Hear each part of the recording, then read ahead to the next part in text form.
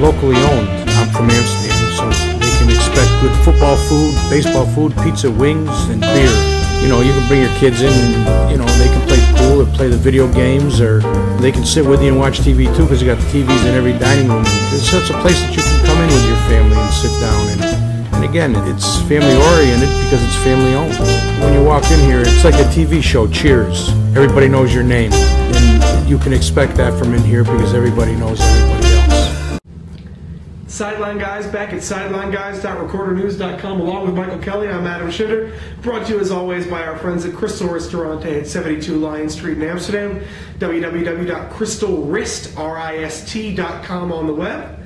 And we're through 5 weeks now of the high school football season, and the Amsterdam Rugged Rams still undefeated, yet another impressive win. Right, and through the bulk of, or through their entire league schedule at this point, I guess the biggest turning point in their season for me has been the emergence of this rushing game, which was again on display this past Friday night. Yeah, it really started, I'd say, the last drive of the game when they sealed the win against Burnt Hills in week 2. But since then, they've really had a good complement between Gio Rodriguez, kind of running in between the tackles, slashing, bouncing off guys, breaking tackles. And then the last 2 weeks, you've seen the reemergence of Brett Stanovich as an absolute home run hitter. His last 2 games, 294 yards, 5 touchdowns on 20 carries. Right, I was looking at those numbers. I mean, 13.5 yards per carry last week. This week he ups that to 22.5. Amsterdam was a team that after the first 2 weeks of the season, including that Burnt Hills game, they were second to last in Class A in team rushing. Now they're right in that middle of the pack, which, I mean, if you take out those first 2 games where they were pretty atrocious, that would mean they'd be right toward the top. Yeah, and really another great defensive effort in the 35-3 road win at Gloversville. Cam out the very, very talented Gloversville quarterback. He was 5 of 18 passing. He ran 14 times for just 18 yards. Once again, this defense makes another statement. They hold all 5 division opponents to double digits, to single digits. Right, and I think what's been impressive as they've gone along is, I mean, they've been fantastic defensively all year, obviously. But at the beginning of the season, they would let teams score on that first drive. And Nick Laverio told me that sometimes it takes them a little while to get into the swing of things. But this past Friday night, they were tested right away, and they responded. Yeah, it took them exactly 2 plays to get going. Chris Carbone fumbles away the opening kickoff. Gloversville recovers right inside of about the 24-yard line.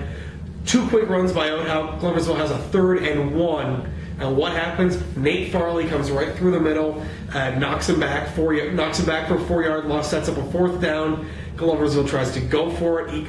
Oathout gets pressured again. Probably should have been called a sack. He was wrapped up about 10 yards behind the line of scrimmage, but then managed to throw it to nobody in particular. So it ended up being a turnover on downs and a huge swing in that game.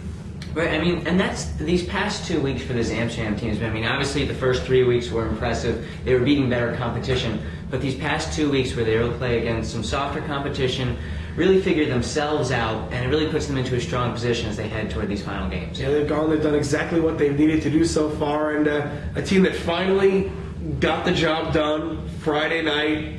What had to be an emotional moment out of Johnstown's Knoxfield, the Broad Auburn Perth Patriots finally got that first win for first-year head coach Jim Pelno. Right, you don't see a lot of coaches get the Gatorade jugs dumped on them when they're 1-4, but that's what happened Friday night in that rivalry game.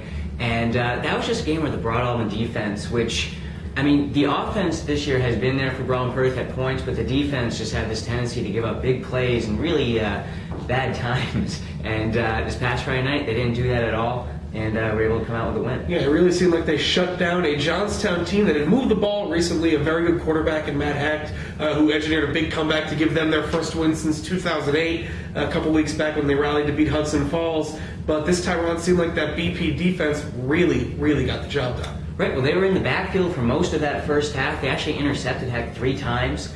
It was funny talking to Johnstown's coach Matt Benton last week. I was saying to him, I was like, you guys are more of a passing team than usual. And he's like, yeah, I really don't like that. I'd rather us be a rushing team. And you can see why with the other night, because there was success through the air, but there is also a tendency for a lot more turnovers through the air in high school games. I mean, how much of a psychological boost does this have to be for this Broad Auburn Perth program? Well, I mean, because they started off 0-4, they're right in the thick of things playoff-wise. I mean, this team, coming off of their week before where they lost 47-0 to Schuylerville. That was rock bottom.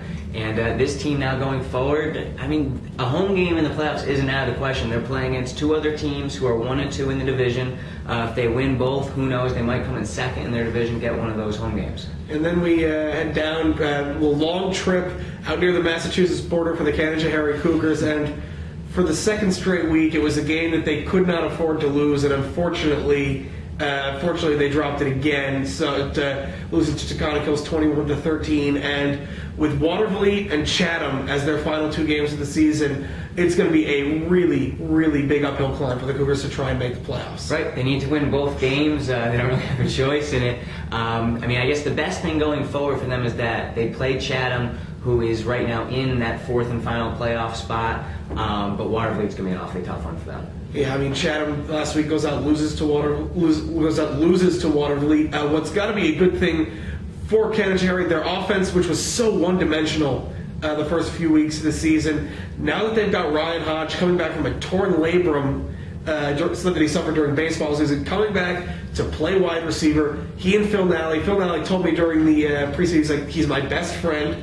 He was planning on waiting and letting himself recover. I convinced him to come back and play wide receiver, and that's paid dividends for a Canajoharie passing game that really didn't move the ball the first 3 weeks. Right, and you feel bad for Phil Nally because he was missing for those first few weeks. Now he's been back for these last 2 weeks. During these last 2 weeks, Ryan Hodge has a little under 200 receiving yards.